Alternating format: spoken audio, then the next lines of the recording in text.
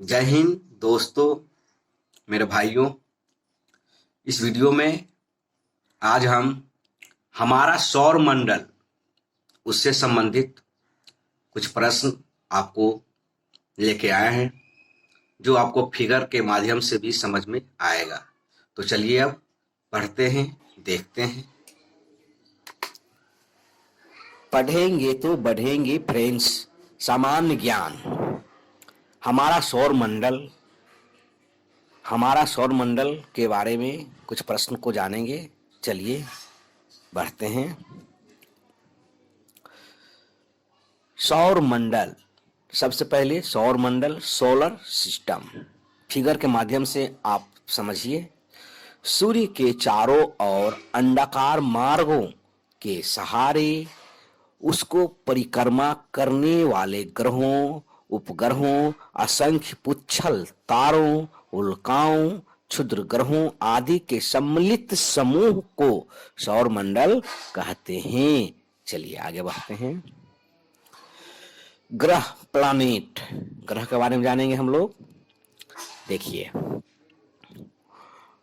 तारे की परिक्रमा करने वाले प्रकाश रहित आकाशीय पिंड जो कि अपने केंद्रवर्ती तारे के प्रकाश से ही प्रकाशित होते हैं, ग्रह कहलाते हैं। आगे बढ़िए। उपग्रह, सैटेलाइट, जो पृथ्वी से छोड़ा जाता है, सैटेलाइट। आगे ऊपर देखिए क्या है। ग्रहों का चक्कर लगाने वाले लघु आकार के आकाशीय पिंड को उपग्रह कहते हैं। आगे है तारा, स्टार के बारे में हम लोग जानेंगे। वह विशाल खगोलीय पिंड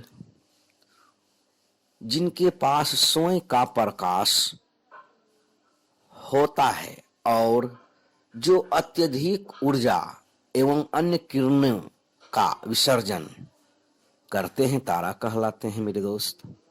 आगे बढ़िए। तारा मंडल, स्टार सिस्टम। स्टार सिस्टम का देखिए फिगर के माध्यम से आपको समझ में आ रहा होगा। आकाश के निश्चित भाग में अवस्थित तारों का मंडल, झुंड जो किसी विशेष आकार की वहां रूपरेखा स्पष्ट करता है, तारामंडल कहलाता है। घूर्णक, दैनिक गति, रोटेशन, पृथ्वी का रोटेशन। देखिए, पृथ्वी अपनी कल्पित कील अक्ष धुरी पर लट्टू की भांति नाचते हुए पश्चिम से पूर्व की ओर 1610 किलोमीटर प्रति घंटा की चाल से लगभग 24 घंटों में अर्थात 23 घंटे 56 मिनट और 4.09 सेकेंड में एक पूरा चक्कर लगाती है। इस गति को घूर्णन दैनिक गति कहते हैं। इस गति के कारण पृथ्वी पर दिन और रात होते हैं मेरे दोस्त। चलिए, परिक्रमण, वार्षिकी गति, रिवोल्यूशन, इसके बारे में जानते हैं। पृथ्वी सूर्य के चारों ओर एक निश्चित अंडाकार पथ पर 365.1/4 दिनों में अर्थात 365 दिन 5 घंटे 49 मिनट और 12 सेकेंड में 1,07,160 किलोमीटर प्रति घंटे की गति से एक बार पूरा चक्कर लगाती है। पृथ्वी के इस पूरे चक्कर को पृथ्वी की परिक्रमण वार्षिकी गति कहते हैं। इसी गति के कारण पृथ्वी पर दिन रात छोटे बड़े होते हैं मेरे दोस्त। चलिए आगे बढ़ते हैं। दिन रात का छोटा बड़ा होना। पृथ्वी अपनी धुरी से 23.5 डिग्री अक्षांश से एक और झुकी है, अतः परिक्रमण के दौरान कभी इसका कोई भाग सूर्य के पास आ जाता है और कोई भाग सूर्य से दूर हो जाता है। 21 जून को सूर्य उत्तरी गोलार्ध के पास होता है और दक्षिणी गोलार्ध से दूर, इसलिए 21 जून को उत्तरी गोलार्ध में ग्रीष्म ऋतु होती है। दिन बड़े होते हैं और रात छोटी होती है, जबकि दक्षिणी गोलार्ध में शीत ऋतु होती है। दिन छोटे तथा रात बड़ी होती है। 22 दिसंबर को सूर्य दक्षिणी गोलार्ध के पास होता है, इसलिए 22 दिसंबर को दक्षिणी गोलार्ध में ग्रीष्म ऋतु होती है। दिन बड़े होते हैं और रात छोटी होती है, जबकि उत्तरी गोलार्ध में दिन शीत ऋतु होती है तो दिन छोटे होते हैं और रात बड़ी होती है। आगे है, देख लीजिए, फिगर के माध्यम से आपको समझ में आ जाएगा। चलिए, दिन रात का बराबर होना, दिन रात का बराबर होना। जब सूर्य की किरणें प्रत्येक अक्षांश रेखा के आधे भाग पर पड़ती है, जिससे संपूर्ण पृथ्वी पर 12 घंटे का दिन और 12 घंटे की रात्रि होती है, को 21 मार्च और 22 सितंबर को होती है। इन्हें उत्तरी गोलार्ध में 21 मार्च को वसंत विषुव और 22 सितंबर को शरद विषुव भी कहते हैं।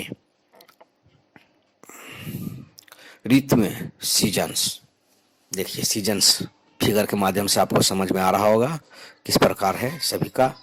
पृथ्वी के परिभ्रमण कक्षा पर अक्ष झुकाव तथा सूर्य के चारों ओर घूमने के कारण उत्पन्न वायु की विशिष्ट अवधि जो एक वर्ष में होती है और जिनका विभाजन सौर विकिरण की अवधि, तीव्रता, दैनिक प्रकाश एवं ताप आदि जलवायु की दशाओं में परिवर्तनों के आधार पर किया जाता है। जैसे कि शीतोष्ण प्रदेशों में 3 की जगह 4 ऋतुएं होती है, बसंत ऋतु, ग्रीष्म ऋतु, शरद ऋतु एवं शीत ऋतु। आगे बढ़िए, फिगर के माध्यम से आपको और अच्छे से समझा दिया जाए, देख लीजिए। इस तरह का होता है। चलिए चंद्र ग्रहण के बारे में जानते हैं। चलिए, चंद्र ग्रहण किस प्रकार होता है देखिए।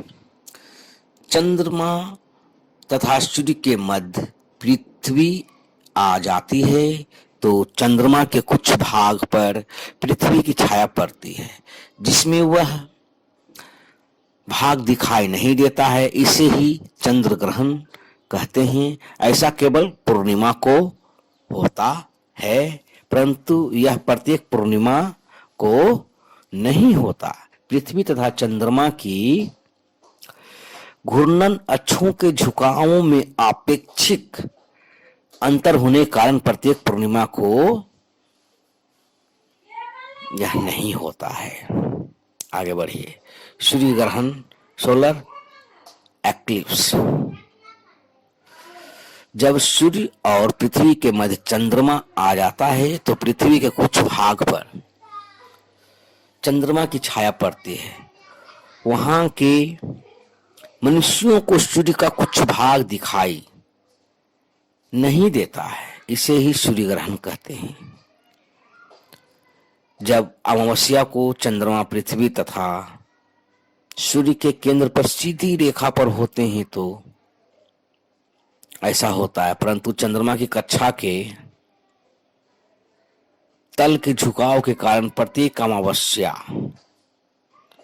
को ऐसी स्थिति नहीं बन पाती है। देख लीजिए फिगर।